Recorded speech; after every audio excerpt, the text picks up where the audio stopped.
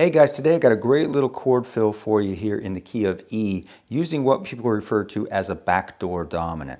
Okay, so the basic chord progression is your one chord, your E chord, and I'm just using this shape right down here, just your typical chord fragment off of your C shape, right there. Letting it ring and then hitting it again, 1, 2, right there. And then I'm gonna go to an E9 chord.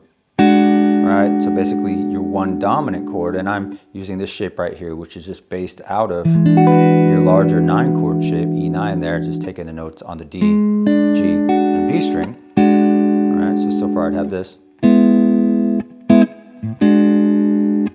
Going to your 4 chord in the key of E, which is your A major, and I'm just playing the standard A major triad there. And here's where we're going to play the chord fill.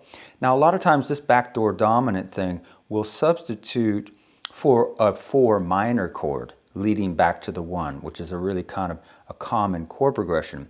You know, 1, 4, going to a 4 minor, back to your 1 chord. But this backdoor dominant is what people call this, is a really nice substitution for this.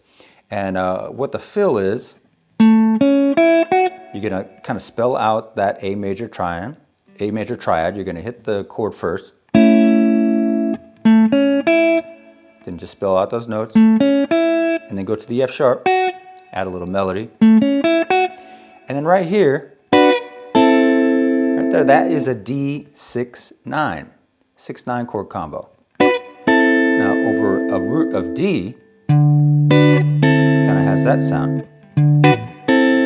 Another way that you can think of this is you're going to play that dominant chord, which is a whole step below your 1 chord. Okay, so we're in the key of E, so I'm playing a D dominant chord, in this case a D6 and 9 chord combo, right there, moving back to our 1 chord of E. All right, so that's how you can think of this backdoor dominant. Okay, again, so from the beginning, I'm just playing over a basic bass loop, just something like this. If you want to loop this,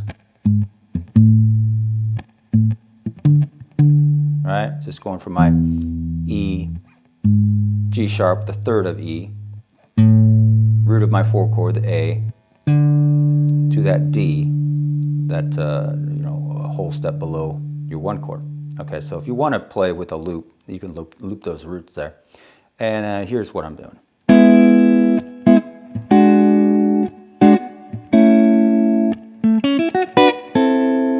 If you do want to learn, you know, in depth into R&B rhythm guitar playing, make sure you check out the R&B rhythm recipe at TastyGuitar.com.